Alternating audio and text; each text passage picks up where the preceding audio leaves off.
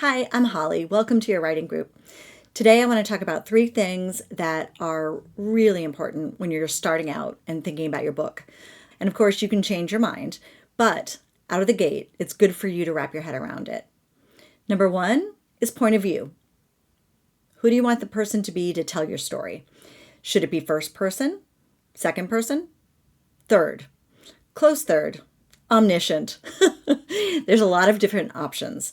And if you're not sure, it's good to play around and experiment.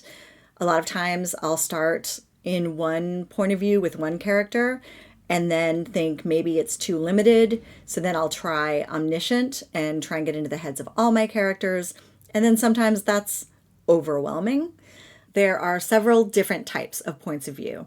First person is where the narrator is a character. So you use the pronouns I or we. It is told from someone who is in the story, whose perspective is the lens that you see the story through. Another point of view is second person. Second person is a little tricky to pull off. It's something you probably haven't read a lot of.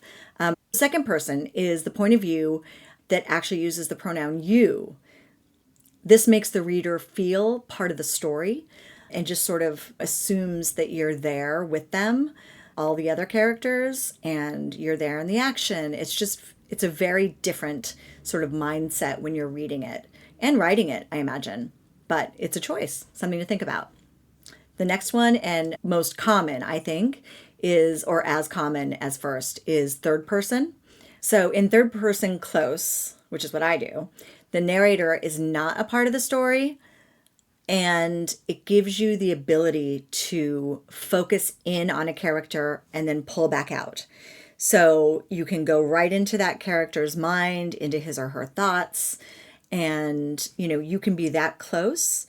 But then when you want some narrative distance, you can pull out, you can describe buildings and the sky and things that your character may not be paying attention to, but it just broadens the world from a creative standpoint. I like the license it gives me to be able to use a different kind of language than my characters might speak in. So there's language choices to be made if you're the narrator. If you're really, really close, you can adopt the tone of voice of your character.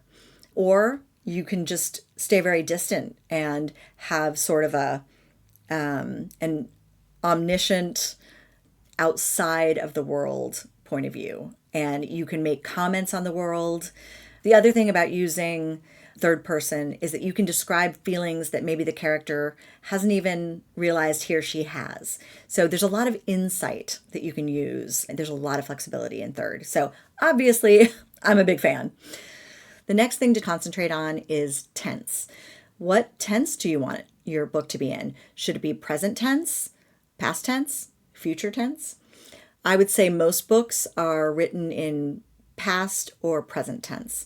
I tend to write in present almost all the time. I think that's because it's a function of the fact that I write my books in the here and now or in the future. So for me, I feel like present tense is the best way to harness my story. But if you're writing something that's maybe a few years ago or historical, obviously, you would write past tense. And future, I've only read that a couple times. That is something that reminds me of second person point of view because it takes me out of it a little bit. But so it's really up to your taste. And this is something too that you might play around with. You might write a page of your book in past tense, and then you might write the exact same page in present tense to see how that sounds. That's a good exercise, and I've done that a million times. So it's just good to play around with. And the third thing to figure out as you're developing your idea is to get a sense of what your genre is going to be. If you're writing a mystery or a thriller, that's something you need to know because out of the gate, you will start using little building blocks to help to build the tension. Very different than if you're telling historical fiction. And then you're maybe going back and setting the scene and the tone. And it could be literary fiction. So depending what genre you choose, it will help to dictate your tone, your pace, and a lot of different things, including your characters and how they're affected by the story. So it's just something to research, but it should not hold you back. You can always figure it out a few chapters down the road. So that's it for today. I wish you luck in figuring out your point of view, your tense, and your genre. Thanks. Happy writing.